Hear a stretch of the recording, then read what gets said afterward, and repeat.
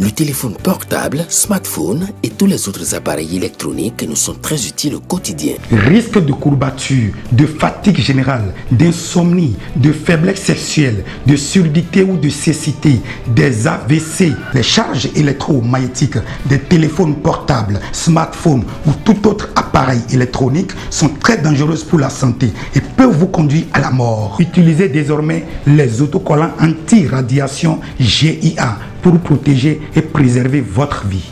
Les amis, faites comme moi, Gégé Lapino, en adoptant DMA GIA.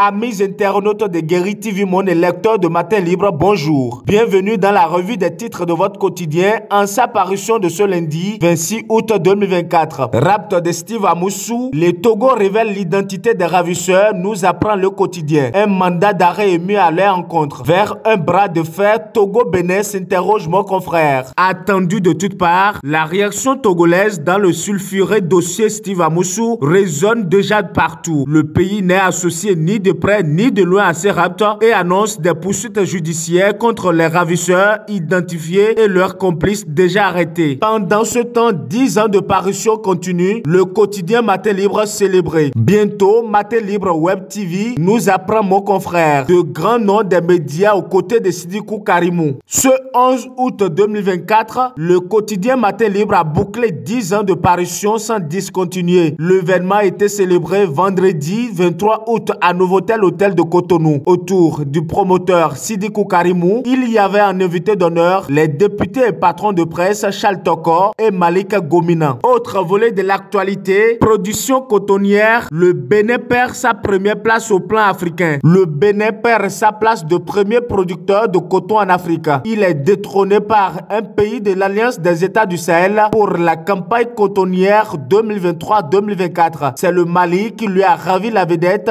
devenant ainsi leader de la production cotonnière en Afrique. On poursuit la revue des titres de votre quotidien. Chronique de Habib Dakpogan, Tata Adiaché, le chemin sinueux de secrets troublants. Le roi Gezo se meurt, atteint d'une flèche empoisonnée alors qu'il traversait les terres en lit de retour d'une randonnée guerrière en pays Nago. Il succombera à ses blessures le 1er novembre 1858 aux environs des Ayanado, ce qui fait dire à une frange d'historiens que le nom de la localité proviendrait de la nuit qui envahit la terre en ce fatidique jour de fin d'année. L'avant-dernier titre à la une de votre quotidien, Parakou jeux vidéo, la présélection du Move Gaming League 2, un succès, écrit mon confrère. La ville de Parakou a vibré ce week-end au rythme des jeux vidéo lors de la phase de présélection de la deuxième édition du Move Gaming League. Cet événement, organisé par Move Africa, a attiré des centaines de passionnés venus tenter leur chance dans cette compétition d'envergure nationale. On termine la une de votre quotidien. Disponibilité des services et produits MTN. Nobila Telecom ouvre une agence prestige à la haie vive, fonctionnelle 24/24, nous informe le quotidien. Le groupe Nobila Investment a un nouveau-né, Nobila Telecom, spécialisé dans la distribution des produits et services MTN. La première agence prestige super marchand de Nobila Telecom a ouvert ses portes vendredi 23 août 2024 à la haie vive Cotonou. Elle assure la continuité des services MTN 7 jours sur 7 et 24 heures sur 24. Et c'est sur cette information que nous mettons un terme à la revue des titres de votre quotidien. Merci de nous avoir suivis. À demain.